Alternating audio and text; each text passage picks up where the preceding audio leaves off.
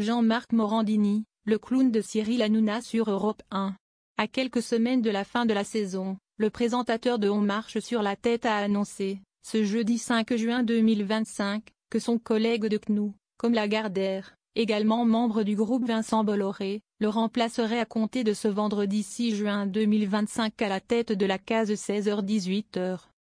Jusqu'à présent, c'était Elliott Deval, également présentateur de la case sur CNU, qui présidait la dernière journée de la semaine.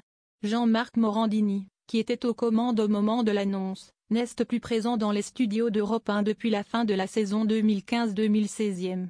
Il y a 9 ans, il avait d'abord été prié de reculer, puis licencié l'année suivante après la publication d'une enquête des Inrocks qui mettait en lumière les agissements du présentateur, qui aurait instrumentalisé le casting d'une web-série qu'il produisait pour inciter les acteurs à se dénuder.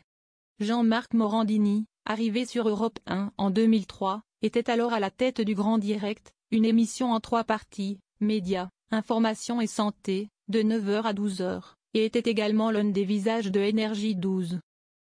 Supérieur à Télé, chaîne du groupe Canal+, avait même annoncé son passage à l'antenne à la rentrée 2016.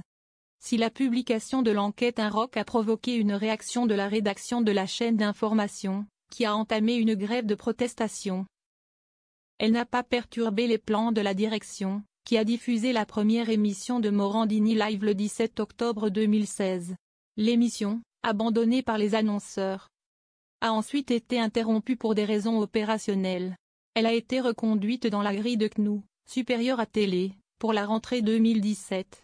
Dans cette affaire, Jean-Marc Morandini a été condamné en appel fin janvier 2025 à 18 mois de prison avec sursis pour harcèlement, soit une aggravation de 6 mois par rapport à la peine prononcée en première instance. Il était poursuivi pour avoir incité des comédiens, âgés de 19 à 26 ans au moment des faits, à s'exhiber afin de recruter des acteurs pour une web-série intitulée Les Faucons, dont il était producteur.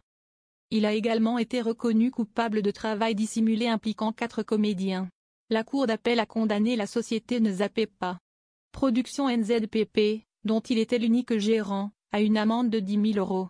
Après le prononcé du verdict, ses avocats ont annoncé qu'ils feraient appel devant le tribunal des faillites. Dans une autre affaire, entendue 2 mois plus tard, en mars 2025, la Cour d'appel de Paris a confirmé et aggravé la condamnation du présentateur de CNU pour corruption de mineurs, portant la peine à 2 ans de prison, contre 1 an en première instance, et 3 ans avec sursis, contre 2 ans lors de sa condamnation en première instance, en décembre 2022. Le présentateur, qui contestait les faits qui lui étaient reprochés, a ensuite annoncé un pourvoi en appel.